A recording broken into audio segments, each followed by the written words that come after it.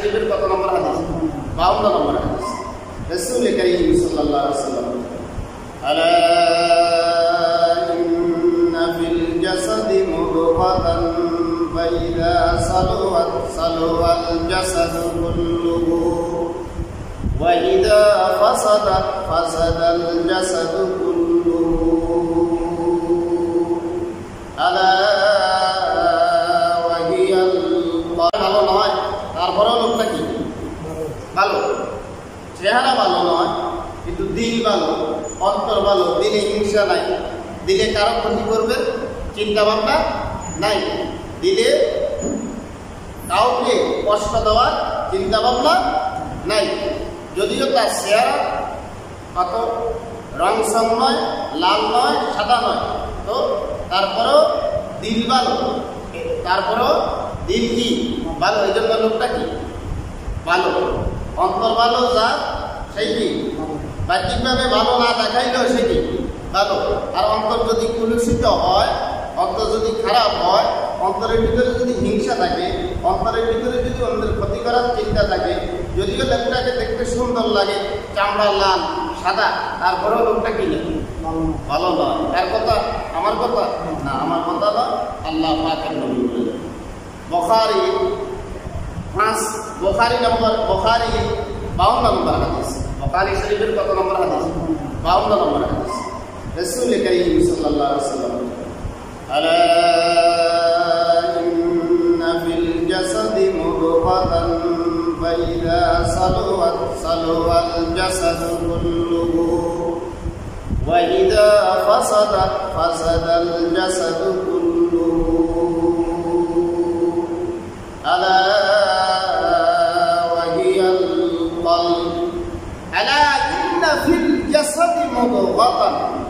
রাসূল বলেন প্রত্যেক মানুষের শরীরের ভিতরে আল্লাহ রাব্বুল আলামিন একটা বিশেষ অঙ্গ দিয়েছেন, একটা বিশেষ গোস্তের টুকরো দিয়ে দিয়েছেন।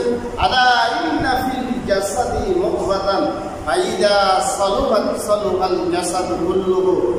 রাসূল বলেন এই গোস্তের টুকরাটা যার ভালো, এই গোস্তের টুকরাটা যার ভালো, এই গোস্তের টুকরাটা যার উজ্জ্বল, এই গোস্তের টুকরাটা যার কলস মুক্ত, এই গোস্তের টুকরাটার মধ্যে যার হিংসা মুক্ত থাকবে, সেই ব্যক্তিটি পৃথিবীর সকল মানুষ থেকে রক্ষা। আলা ইন্না ফিল জাসাদি মুদগাতান ফাইদা সালুওয়াত সালুহাল জাসাদু কুল্লুহু।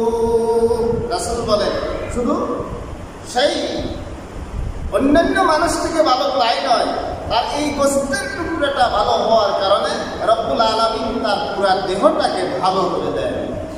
সেই যেহেতু তার পুরা দেহটাকে রব্বুল আলামিন একটা গোস্তের টুকরা ভালো হওয়ার কারণে ভালো করে দেন, সেহেতু তার দ্বারা কোনো খারাপ কাজ হওয়ার সম্ভাবনা থাকে।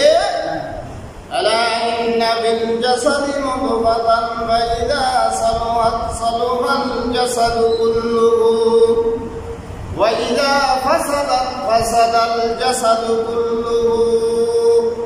এই গোস্তের টুকরাটা যদি তার কলুষিত হয়ে যায়, খারাপ হয়ে যায়, এখান থেকে যদি অন্যের ক্ষতি করার চিন্তা ভাবনা তার কাছে থাকে, এখান থেকে যদি তার চিন্তা ভাবনা গুনাহ করার থাকে, এখান থেকে যদি তার চিন্তা ভাবনা অন্যের হক নষ্ট করার উদ্দেশ্য থাকে, অন্যকে ঠকানোর উদ্দেশ্য থাকে, রাসূল কারীম সাল্লাল্লাহু আলাইহি ওয়াসাল্লাম বলেন সেই ব্যক্তির পুরা দেহটাই খারাপ।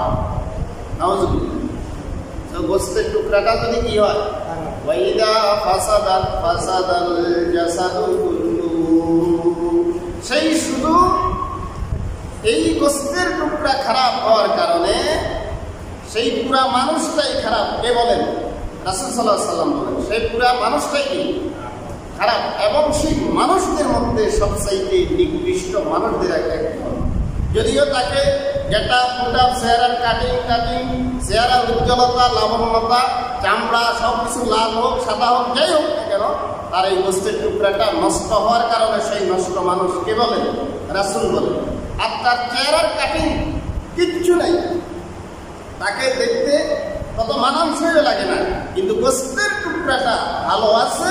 এই গোস্তের টুকরার এই গোস্তের টুকরার মাধ্যমে কোনো অসৎ চিন্তা, কোনো খারাপ চিন্তা তার আসে না, আসলেও নিজেকে বিরত রাখে, সেই ব্যক্তি শুনতেও খারাপ লাগলেও সেই মানুষ হিসেবে পৃথিবীর সবচেয়ে উৎকৃষ্ট মানুষ। সুবহানাল্লাহ, কে বলেন? রাসূল সাল্লাল্লাহু আলাইহি ওয়াসাল্লাম। এরপরে হাদিসের শেষ অংশে এসে রাসূল বলেন,